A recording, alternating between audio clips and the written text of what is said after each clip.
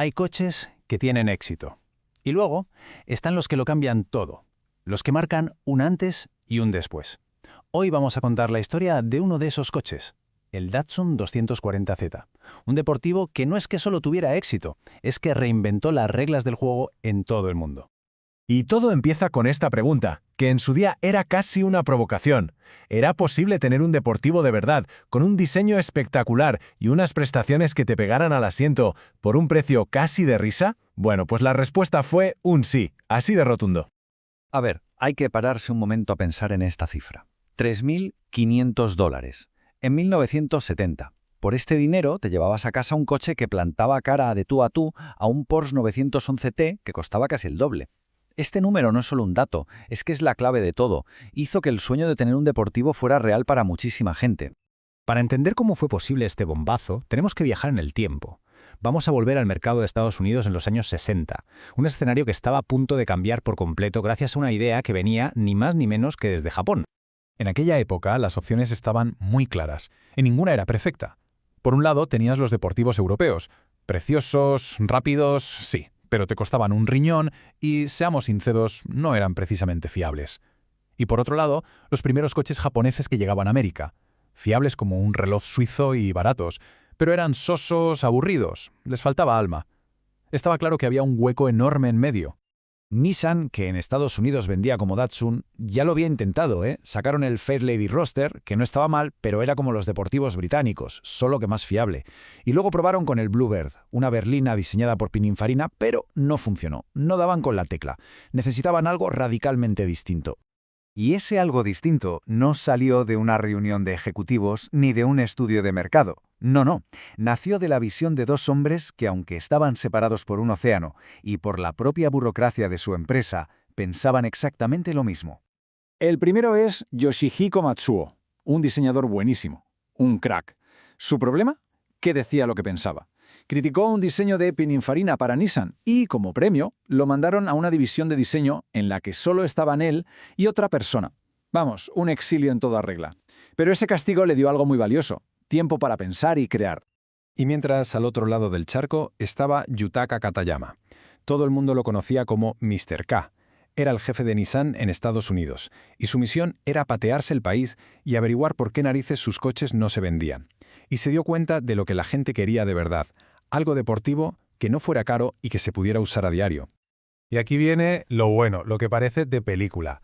Sin hablar entre ellos, a miles de kilómetros, Matsuo en su exilio y Mr. K recorriendo América llegaron a la misma conclusión.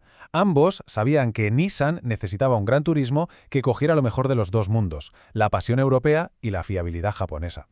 Vale, la idea estaba ahí. Era brillante. Ahora había que hacerlo realidad. Y el proceso, como no podía ser de otra manera, estuvo lleno de ideas geniales, decisiones prácticas y hasta un golpe de suerte que lo cambió todo. Matsuo empezó a dibujar en secreto. Su equipo hizo prototipos, un descapotable, un coupé, y entonces llegó el giro de guión.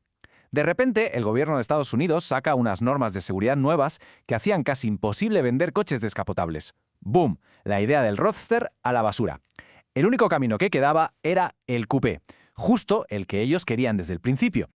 En uno de sus viajes a Japón, Mr. K vio los prototipos de Matsuo y se le iluminaron los ojos. Por fin, alguien en la central le entendía. Dijo, este proyecto es mío, y desde Estados Unidos empezó a mandar directrices súper claras. Una de las peleas más gordas que tuvo fue por el motor, el corazón de la bestia. En Japón, por un tema de impuestos, querían meterle un motorcillo de 2 litros. Mr. K dijo, ¿estamos locos? En el país de los V8 con eso no vamos a ningún sitio.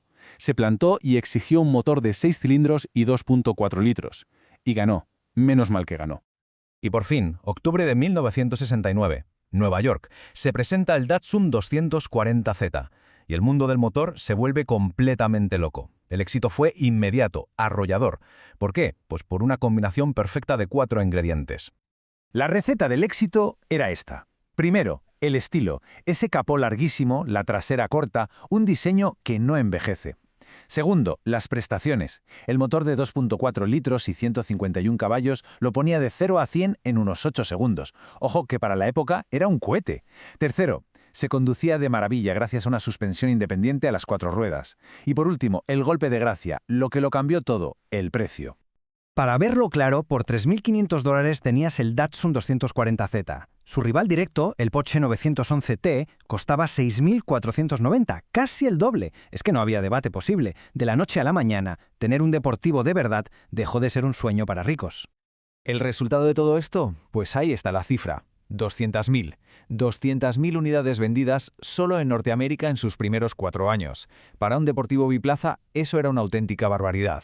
Se encontraron con un fenómeno entre manos. Pero lo más importante no fueron las ventas, fue el cambio de mentalidad. El 240Z destrozó por completo la imagen que tenían los americanos de los coches japoneses. Pasaron de ser cochecitos baratos para ir a hacer la compra a ser competidores muy serios en cualquier segmento, incluso en el de las altas prestaciones. Y el éxito no se quedó ahí, ¿eh? No fue una moda pasajera.